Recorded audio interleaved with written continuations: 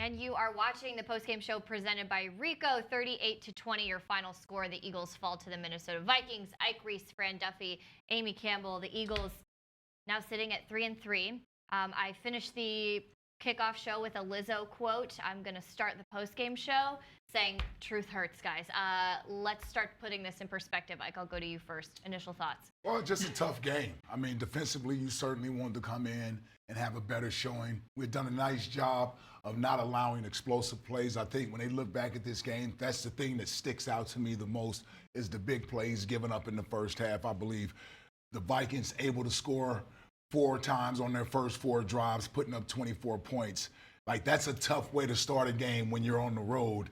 Really allowing that crowd to just feed off of that energy. Yep. It makes it an uphill battle for your offense. Yeah, Eagles trail by 21, able to get it within 4, still not enough when you put yourself in that much of a hole. Yeah, I think, and you look on both sides, right? It's offense and defense. The defense, too often, you had some busted coverages in the back end. I know that long touchdown to Stephon Diggs down the left sideline looked like a busted coverage. Rasul was expecting help. There wasn't any help there. Certainly some miscommunication, it seemed like, based off what we saw on television. But I think when you look at this game, you know, just not even missed opportunities, but just putting yourself in bad situations on both sides. You know, defensively, you can't have that many big plays given up against you. You put yourself in that early hole. And then offensively, they're trying. You have to try really hard to get points against a good defense, right? So to be able to stack plays on top of plays, you have to be able to execute at a high level. They weren't able to do that today. Too often, they're setting themselves back. Well, look, coming into this when we were talking about, hey, it's that Eagles run defense against the Vikings run offense. The Vikings did put up the most rushing yards that the Eagles have allowed this season with 122. But it was really the big plays through the air that seemed to really crush the Eagles today. What did you see from the secondary? We'll start with you, Ike. Yeah, Fran mentioned it. Miscommunication. I mean, right? You know, you get plays like that where you get guys running wide open down the middle of the field. You know Jim Schwartz isn't calling the coverage where he's going to leave Rasul Douglas with that much field to cover Stephon Diggs man-to-man, miss coverage. And then you have to have defensive backs that are willing to get up and challenge receivers. It's too difficult in this league to play defense against the offense. The rules just won't allow it. So you got to be able to get up at the line of scrimmage, challenge guys. And too often today, I thought the Vikings wide receivers were able to really just run freely through the zone defenses. And even when they're in man coverage, they're beating our man coverage with pretty much ease. I want to get into Ike's takeaways, but Fran, think about this because you're not usually with us at the top of the show. So I'm going to give you 3 takeaways as well. So if you want to chew on that for a sec, Ike, let's get to yours. Well, I'm pretty sure they may be similar. My first We're going to have 12 takeaways between all of us. No, I'm kidding. My first takeaway is another slow start. You know, this is the thing that has plagued this team all year long, getting behind the 8 ball, down 10 points again. I think it got down to 17, 21 points at one point early in the game. It's just too big of a hill to climb up in this league against these type of teams, especially when you're on the road. Especially when you're missing Deshaun Jackson, when you're missing that deep threat, that quick strike ability. To have to say, okay, we're going to come back down from 3 scores down and matriculate the ball down the field, not have that quick. It's very, very tough. Very tough. It reminded me of the Redskins game, the first game of the season, where the Vikings really just dominated the whole first quarter. I mean, they had the ball the entire time, 2 drives in that first quarter, pretty much ate up the clock, got 10 points out of it, and it just wears your defense down, and it doesn't allow your offense to really get in the rhythm because they're sitting on the sideline an awful long time. Was that it for your takeaways, or do you have more? Oh, well, then you look again. Well, look at the defensive Rack side of the ball. Up, look at the defensive side of the ball, right? We talked about the explosive plays, just way too many big plays through the air. Kirk Cousins with Stephon Diggs, whether it's blown coverage or whether it's the right plays called at the right time. This is a copycat league. That first touchdown that Stephon Diggs had remind me of the same touchdown that Terry McLaurin scored against us in that Redskins game. You know, when you give up big plays in this league, you're going to see them repeatedly every week until you figure out a way to stop them. And how many times did the Vikings use play action pass and then go deep? They must have did it 3 or 4 times easily in that first half and seemingly connected on all of them. So when you look at the explosive plays given up on defense, you can't have that in the game. And then my final takeaway, Stephon Diggs. Right. I mean, my goodness, just for a guy that wanted to be traded 8, 9, 10 days ago, he certainly looked happy on the sideline today, and they certainly wanted to get him in the game. When you look at this Eagles defense, it's difficult to run the ball. I know they got over 100 yards, but I'd like to look at the yards per carry. I think the Eagles did a decent job. And how many of those yards came on the reverses, too? Right, That's the thing, exactly. is they weren't straight-up runs. I mean, when it came just to Dalvin Cook, first 3 quarters, did a great job stopping the run. Yep. There. Just couldn't stop the Vikings passing game. Yep. And the book on this Eagles defense is if you want to move the ball, move it through the air, not on the ground.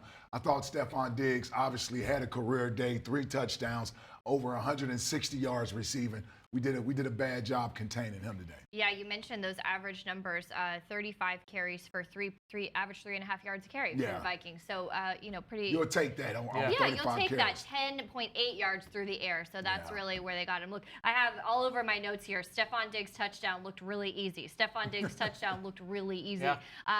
What's baffling to me is that, like you said, this was a guy, 8, 10 days ago, wasn't sure if he wanted to be in Minnesota. And you have Adam Thielen coming out and saying things about Kirk Cousins not being able to get him the ball. I mean, this was just a totally different Vikings team than we saw earlier this season. I think really what you have with that Minnesota team is a team they're very hard to play against defensively for all the reasons we talked about on Eagles game plan, for what we talked about on the kickoff show, because this is a group that, they want to run the ball, they want to do play action, they're great with the screen game. So as a defensive line, like you could speak from a front 7 standpoint, that's a lot to handle. There's a lot of things going on. So on the back end, you've got to have things buttoned up. And just from an assignment standpoint, it didn't seem like that was the case, especially in that first half. And all it takes, we talked about this so many times, is that in football, so many games are determined by 4 or 5 plays. And when you don't know when those 4 or 5 plays are going to come. So ultimately, if you're not ready on those 4 or 5 plays, you're going to give up. The big plays are going to go the other way. Here's what was, maybe, Fran, you can explain this to me, because I'm watching this whole game and I'm watching the Eagles front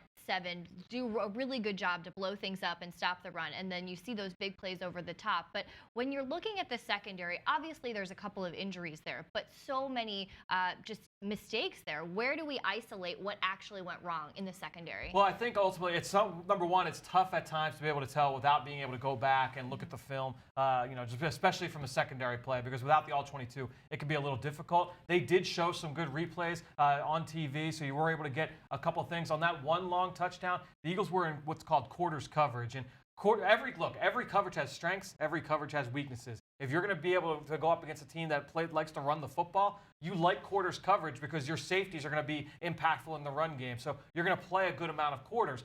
The downside of that is that the deep middle of the field can be easily manipulated by crossing routes and things like that. And that's what you saw. Riley McLeod, he's jumping up on a crossing route. And if you've got run responsibility as well, that can leave you vulnerable a little bit. So, Rasul Douglas, he's playing as if he's got help, but that help's not there because it's being taken away. So that's one of those things where you give your tip of the cap to the offense and say, hey, they beat the coverage. That's a tough one.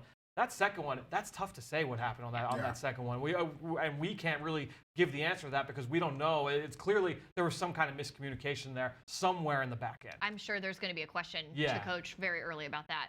Yeah, I thought you explained the coverage there great. I think it's difficult for Malcolm and Rodney to play their run responsibilities when you have that play action and a guy like Dalvin Cook in the backfield. You need all those guys up there to be able to bottle him up.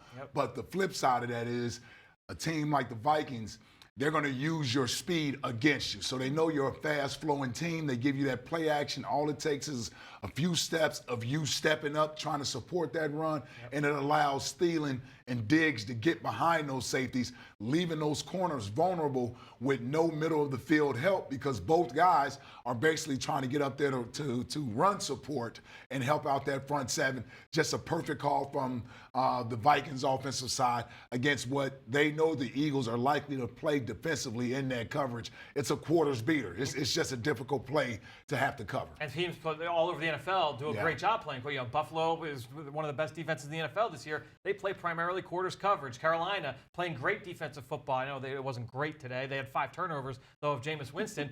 A lot of quarters coverage down in Carolina. So that coverage is one that works, and it is good against the run. But there are, like I said, there are strengths and weaknesses to every coverage. They got caught with one of the weaknesses on that play. Let's go to the Eagles offense, and when we look at what really went wrong for them today, I mean, just looking at the stats, it seemed like for the most part they did everything well. They just weren't able to get into the red zone. What did you think really went wrong for them today? Well, they couldn't get the run game going as well as I think we would have expected, right? I mean, that was one thing that we've seen from this game. We go back to that Thursday night win over Green Bay. We made that connection on the kickoff show numerous times, Amy, that that would be something that you would hope they'd be able to get that going. You did get the running backs heavily involved in the passing game, and that's been a really prevalent theme throughout the course of the last few weeks is, getting Miles Sanders open down the seam, getting him matched up on linebackers. That's been great, but the run game just couldn't get going to the point where you felt like, hey, they're really in a rhythm right now up front. Yeah, and some drives stalled on us in the first half, right? You got to be able to pick up those first downs, 3rd and 2, 4th and 2.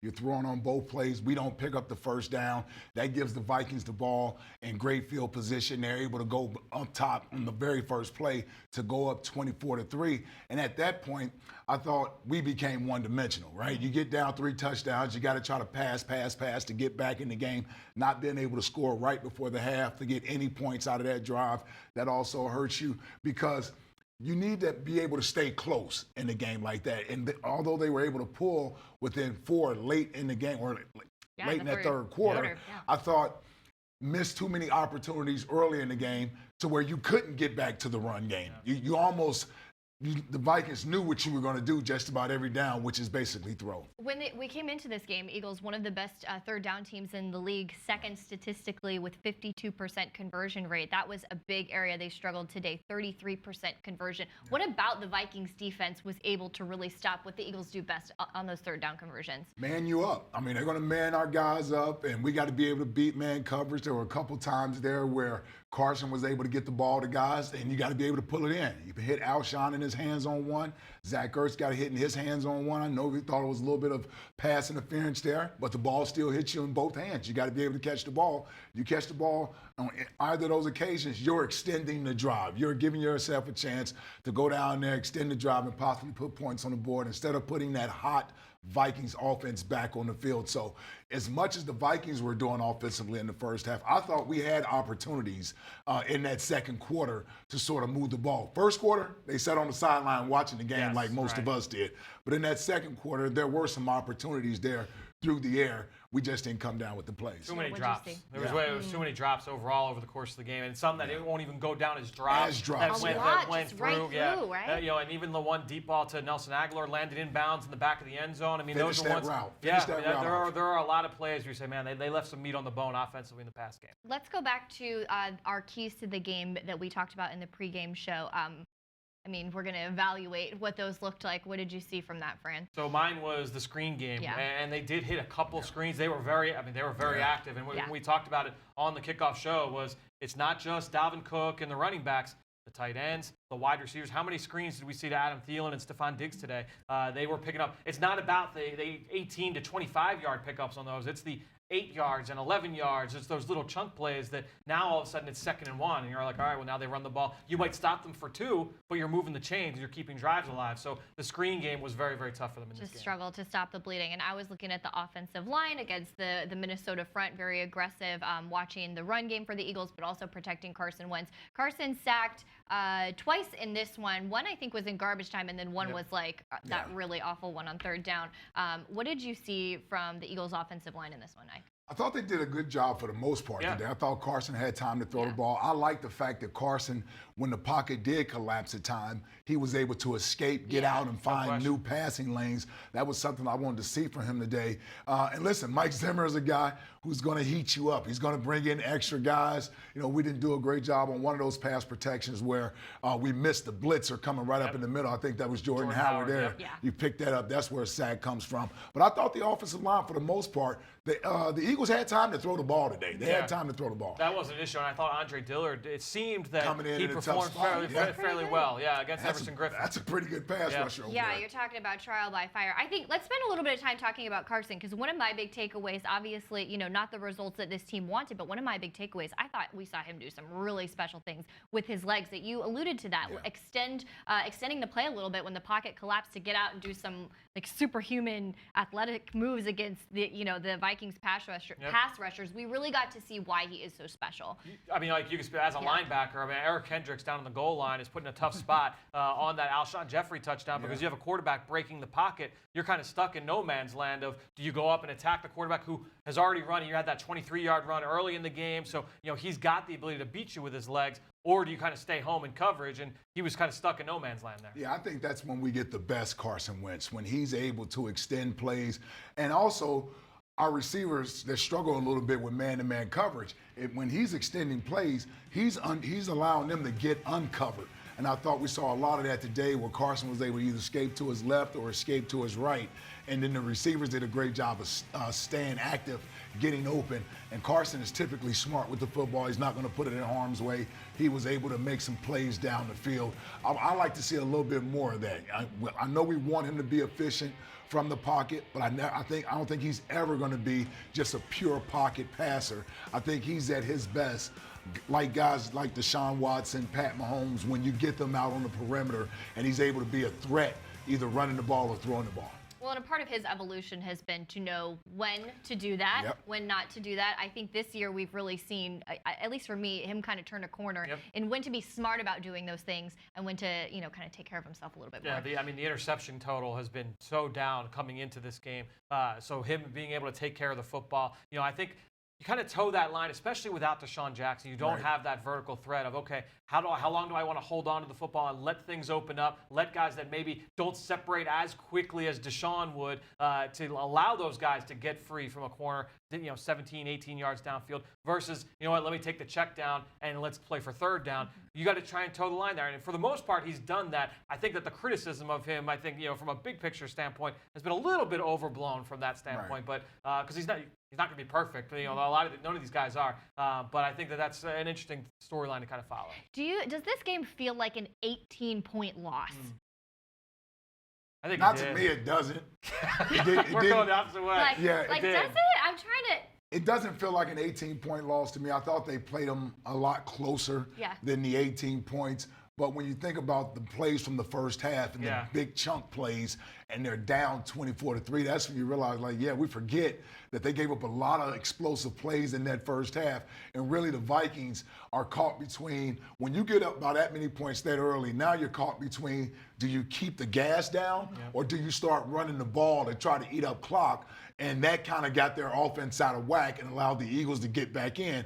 Because it's difficult for a coach, right? You get a 21-point lead that early. You're saying run the football now so you can eat up some clock instead of giving the ball back to the Eagles, which they did, and that allowed the Eagles to get back in the game. We always say like a tale of two halves. This one was like the first quarter and the fourth quarter, put them off to one side, and then the second and third quarter, this was a game. Like, this felt good. This was going back and forth. Look, they always want to start fast, and that's been a theme throughout the course of the last 3 years. 2017, they started so fast consistently on both sides of the football. Everyone makes a thing about the offense. The defense has also allowed 10 points, I think, on 4 of 6 games so far this year on the first 2 drives. So allowing them to get to score on the opening 2 drives, that puts you in a hole as well, no matter what you do on offense. So both sides of the ball have got to figure out a way to start faster. What was the turning point of this game for you? What play would you label as the turning point? I think Ike and I are on the same page here. It's when they had that 4-point, it was a 4-point deficit. And then you give up that touchdown to go down 11. The Eagles get the ball back. 6 plays, they punt the ball away, and then they go down and score again at 88 yards. So giving up those 2 long drives of 70-plus, that was what kind of sealed the victory for Minnesota. I agree. You get to 24-20, you seem to be back in the game. The offense got some momentum going. You give up that touchdown drive of 75 yards to go down 31-20. Now you're putting even more pressure on the offense because you need to get points on that next drive. Offense stalls in 6 plays. You get a ball back to the Vikings, and then you see that dagger, that 88-yard touchdown drive that really put the game out of reach. Yeah, for me, it was that sack that Carson Wentz took. They're 3rd and 4 at the top of the 4th quarter. Delay of game penalty. They go back. 3rd and 9. Takes that sack, and at that point, I'm like, okay, the Vikings go up by 11, not enough time on the clock. To me, that sack and that penalty really. The penalty is really what killed them. Because when you get 3rd and 4, you got better options of plays you want to run, right? 3rd and 4, you can send someone deep, someone intermediate, someone short, and still get that first down. You go on 3rd and 9. Now the defense knows where to play the defense and how to get to the sticks. And because they do such a great job in man-to-man coverage, they're going to send extra guys to make Carson get rid of that ball fast. And so that's a great game changer right there. That delay of game really put them behind the 8-ball. That's what everyone talks about, staying ahead of the sticks. If it's 3rd and 4, exactly what Ike just said. I mean, the defense, forget even what an offensive standpoint, what you've got at your disposal, but the defense can say, hey, we're going to go cover 0 here. We're going to send more than they can block. The ball's going to come out quick. We're not going to let them get 9 yards. That's not going to happen. And it ended up being a busted protection and a sack. But that blitz may not be in play if it's 3rd and 4, not 3rd and 9. I'm sure we've talked about some of those things, but Fran, we always look ahead to what you're most excited to take a second look at when you can really get that film, get the all 22, get all the different angles. What are some things that you are especially looking forward to exploring, kind of getting a little more insight on this week? We talk a lot about the pass rush and the marriage between that and coverage, because they impact each other so greatly over the course of a game. So, going up, I talked about it earlier, when you have this Minnesota offense and all the different things that they do, I am interested to see what the pressure looked like from the defensive line, because it did seem that there were bodies around Kirk Cousins and the coverage didn't always hold up.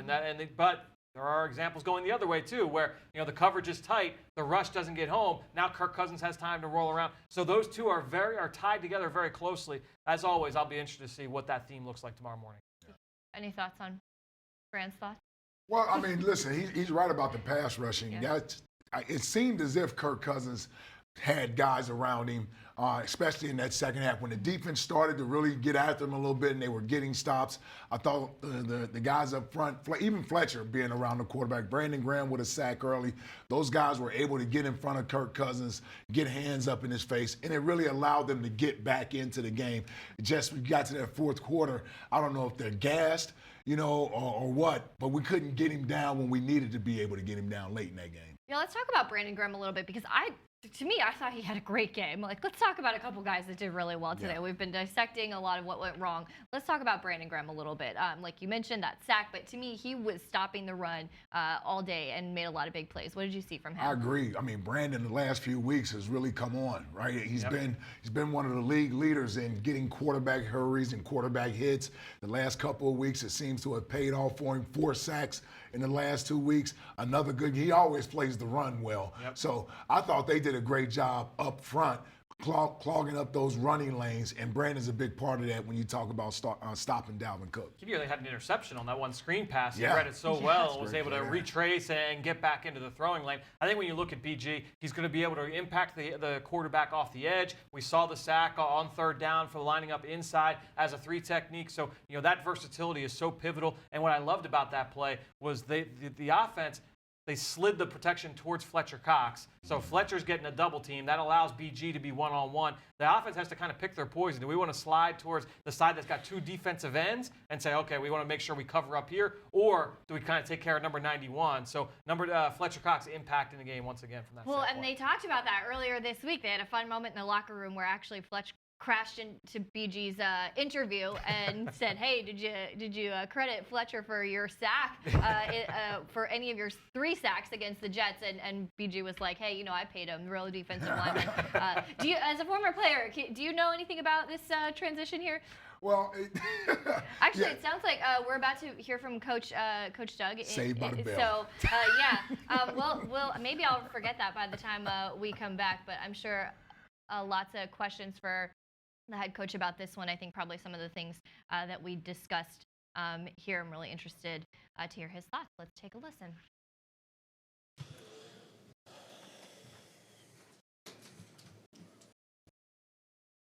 First question.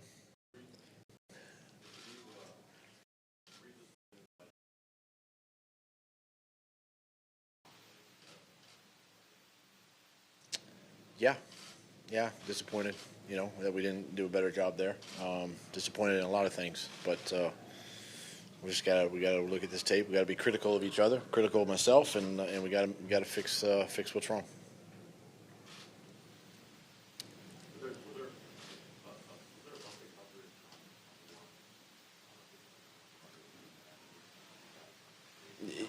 Until I really look at the tape, it's hard to say at this point. I got to talk to Jim and see what we were, coverage-wise, what we were in, and if there was a breakdown. But until I look at the tape, I really can't answer that.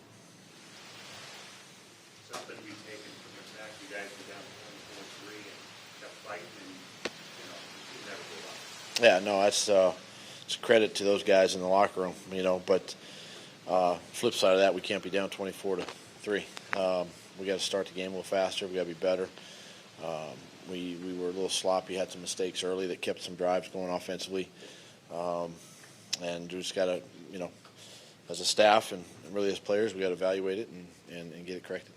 What's your concern with the Well, one, there's some injury, but again, I'm not going to use that as an excuse. The guys have to play, and we got to look at the tape. We got to be critical of ourselves as coaches first, and then make the corrections during the week with the players. Yeah, I think field goal call. I think Yeah, we had the look we wanted. Try to take advantage of it, get a little bit closer, an opportunity to maybe shoot it in the end zone after that. Made a great play. So the idea on that is to complete the pass. That would have been the idea, yes. Complete the pass. And then get out. You're not going to get timeout. So. Right, we were going to get out of bounds. The play was designed to hit Dallas and get out of bounds.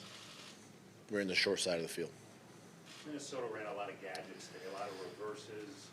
Did they take you by surprise at all? No, I mean, that's kind of who they are. We understand their personnel, and I thought kind of looking back now, just, they had a good game plan, kind of misdirection, utilizing their receivers that way. But we've got to, we've got to be ready for all that. Was Rasul supposed to have safety help on either one of those? Yeah, I just commented on that. Until we look at the tape, it's hard to answer. So when you look back at this game,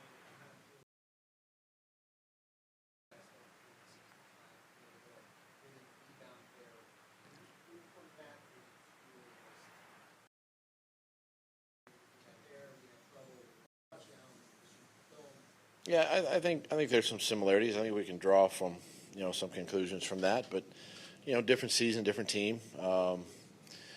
We still got a lot of season ahead of us, 10 games, and it's where we are right now. We got to get guys healthy, as we know, and got to get everybody kind of focused in on winning the next game, going 1-0, and I think that's something that our team does best is rallying around each other and picking each other up and moving forward. on a loss like this that doesn't look good, what do you say to your players after a loss? We all have to, take accountability, myself included. We're all in this together, and it's an ownership, and it starts with me, and I gotta look at myself in the mirror, and am I doing everything I can to help this football team win through decisions during the game or during the week or how we practice, or whatever it might be. But we all have to do that, and hold each other accountable and move forward. In the first quarter, it just seems like, except for last week, it's been just a huge barrier to every game that you play. Do you have any insight into that? Why that is? I don't have a crystal ball, if that's what you're asking. But we've definitely got to do a better job there. Got to evaluate it, and it just comes down to just understanding we have to start the game better, and we'll take a look at that this week. Obviously, Deshaun has a big role on this team. He's not out there. Are you finding it hard on some days? We had some opportunity today to get down the field. The ball was we stretched the field a little bit a few times. So, we get creative with it, with moving some guys around. Obviously, Deshaun helps that when he's out there. So, but that's something that we got to continue to, work with and work through and find ways to be creative that way. Miles Sanders was very effective in the passing game. Talk about splitting him out and getting the matchup. Yeah, he's been doing really well in the passing game. He's been making some plays down the field. The touchdown catch was big. He just seems like each week there's a chunk play with him, in the passing game. So something we'll keep looking at. You spoke about the start of the game. The first drive was 3 consecutive runs. First play of the game was actually a down the field pass. It's a shot play, but based on coverage, we killed the play, which is what we're supposed to do. And then on the third down play, we had a mental assignment up front on a 3rd and short, and kept us off the field.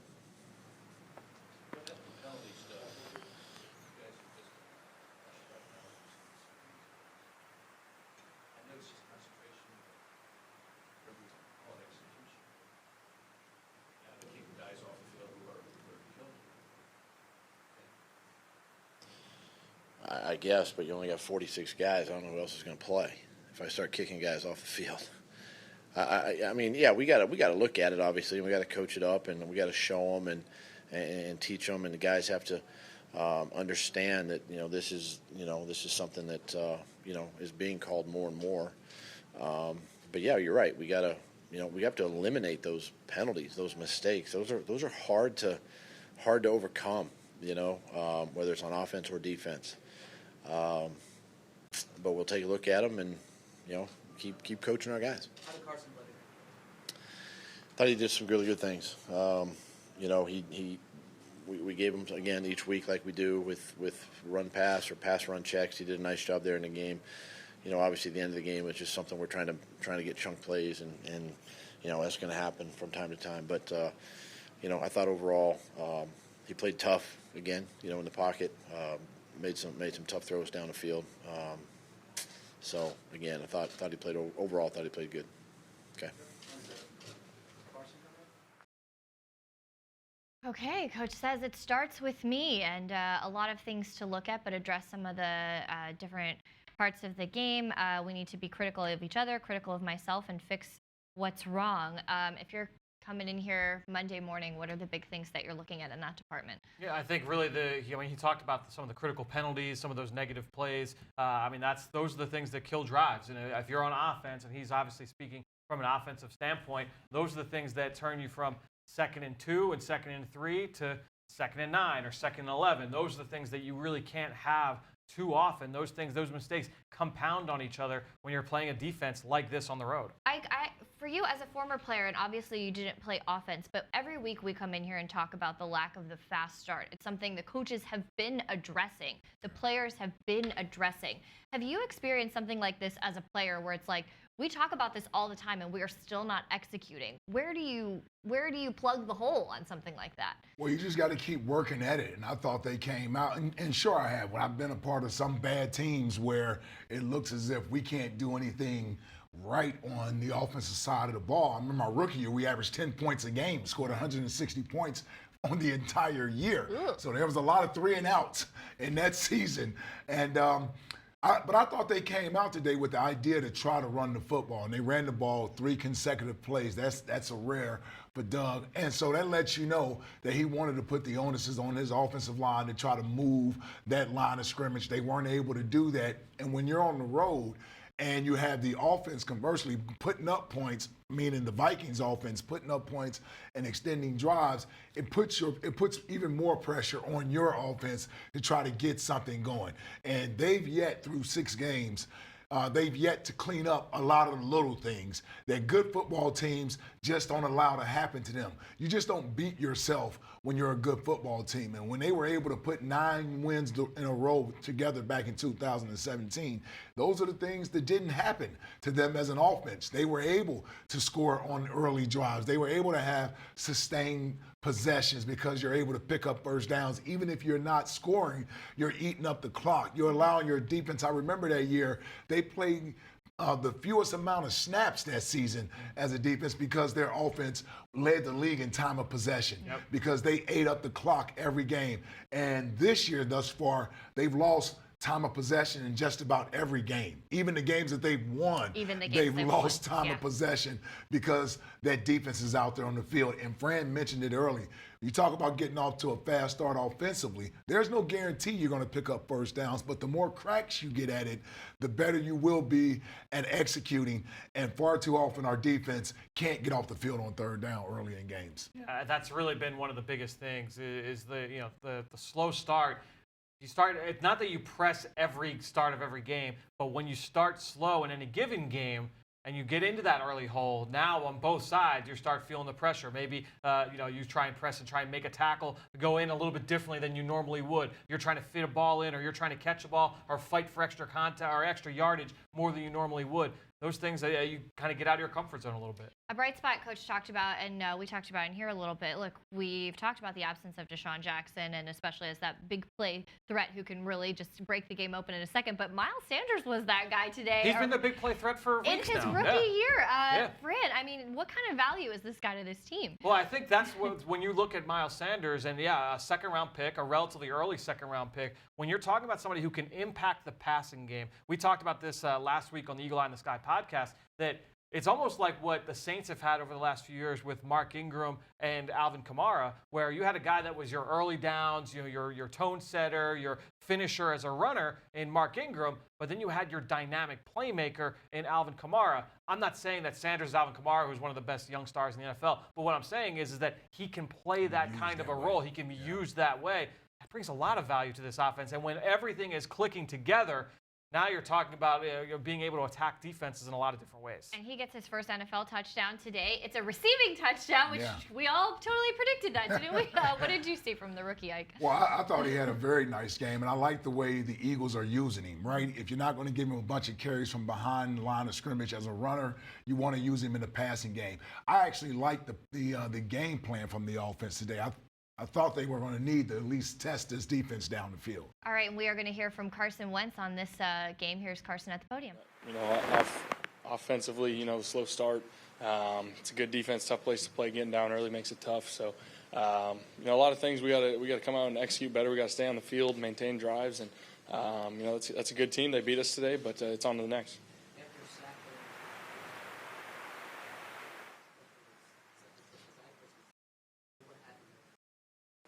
I don't want to talk about that.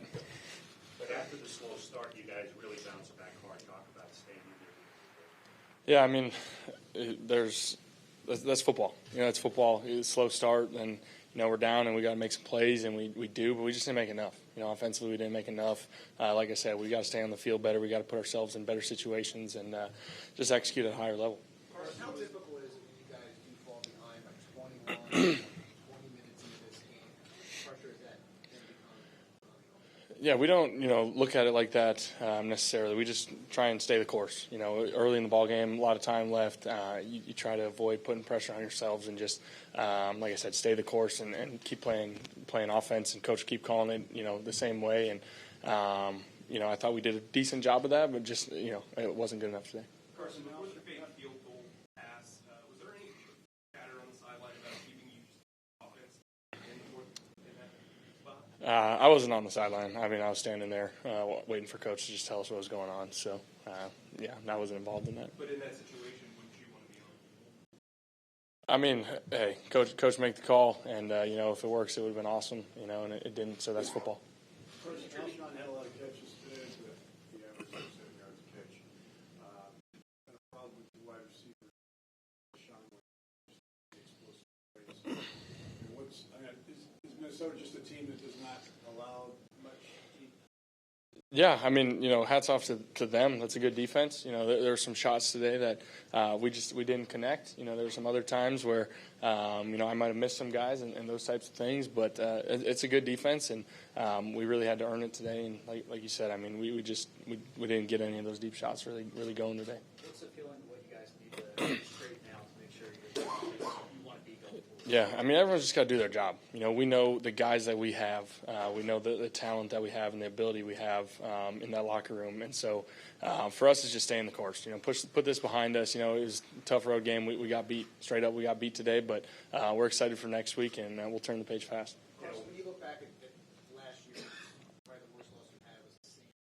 It feels a little bit like that. You guys were able to rebound from it. Going forward, you'll be able to draw from a loss like that. It seemed kind of like it's been for a while.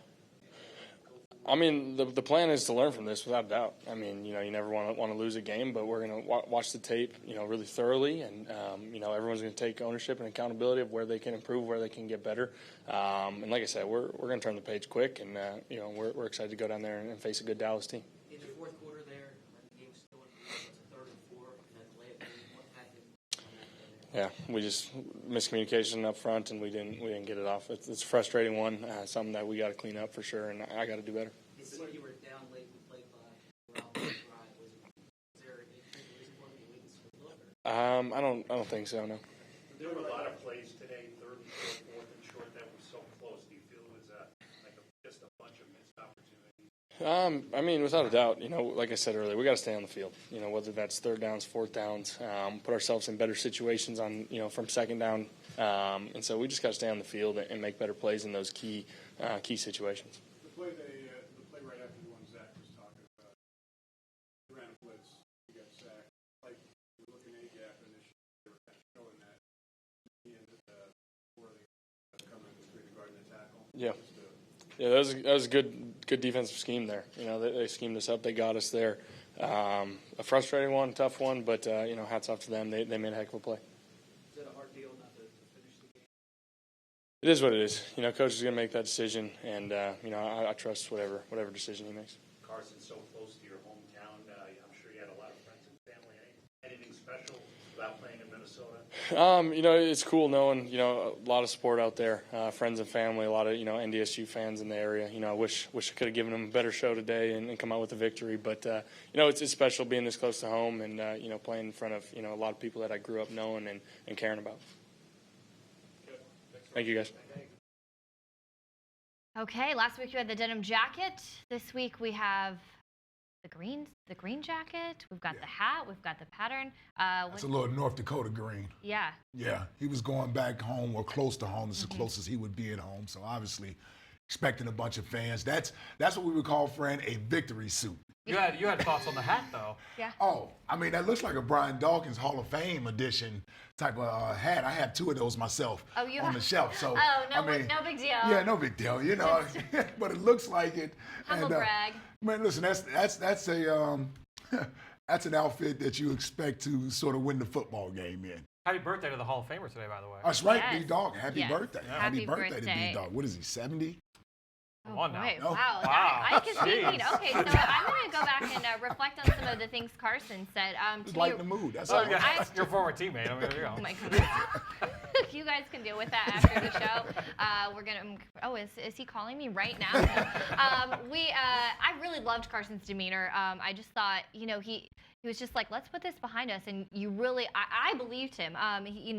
We have to stay the course, put this behind us. We know the talent we have, and everybody just needs to do their jobs. I think there's a difference between this team is not good enough versus we know we're good enough and we didn't execute today. What kind of vibe did you get from him? The team's 3-3. Yeah. At the end of the day, Which is not bad. Right, they're 3-3. We're going on the road with a great opportunity this week against a team that you were either going to be tied with or behind one game in the division. So you're very much like, it's not like the season's over. We can, I think with his demeanor, I think you kind of appreciate that. Look, they're going to come back. They're going to try and improve on some of the things that they need to improve on this week. You've got this week of practice. You go on the road with a night game on Sunday night down in Dallas. It's going to be a huge matchup. All right, Fran, we're going to give you a little bit of a break here. We're going to send it to Mike Quick, who got to talk with head coach Doug Pederson one-on-one. Here's that interview. Coach, thank you for joining us. First of all, tell me about the decision to go for it on 4th down with Jake Elliott on the fake field goal. Yeah, we had worked that in practice this week, and it's a look that the Vikings presented actually on our earlier in the game, and so we elected to go right there. On the clock, we execute that properly. We get out of bounds, gives us another opportunity to shoot the ball into the end zone. Great play by Minnesota. But does he have an option there? That's just the option to throw it to Yeah, Dallas? I mean, it was just an option to throw it to Dallas. And, again, they made a play, and Jake was trying to make a play as well.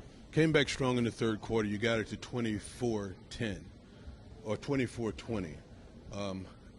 Talk about what it takes to get the guys to get back into this football game. Yeah, again, at halftime they had no panic. They felt comfortable with what we were doing, made the necessary adjustments that we needed to make in the run and the pass game, and really, came out and put that nice drive together. We got some explosive plays, got it in the end zone, and it really was the spark that we needed in the second half. And then we went back down the field. We got the field goal after that, and thought we had some momentum, especially in that second half. How much are you concerned about the play of your secondary? Well, it's definitely a concern. And it's not the only concern. There's things we can look at. Everybody can look at, but there are some injuries back there. We got some guys coming. Guys are getting healthy.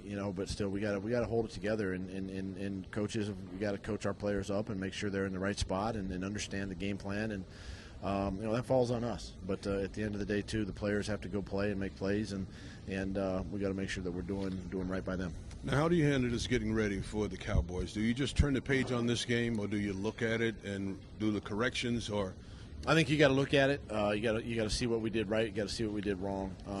But we'll do it quickly. Because we got to go back on the road again. A great opponent, NFC East opponent, the Cowboys coming up next weekend, and we're just trying to figure out how to beat them. Thanks, Coach. Good luck next week. Thank you.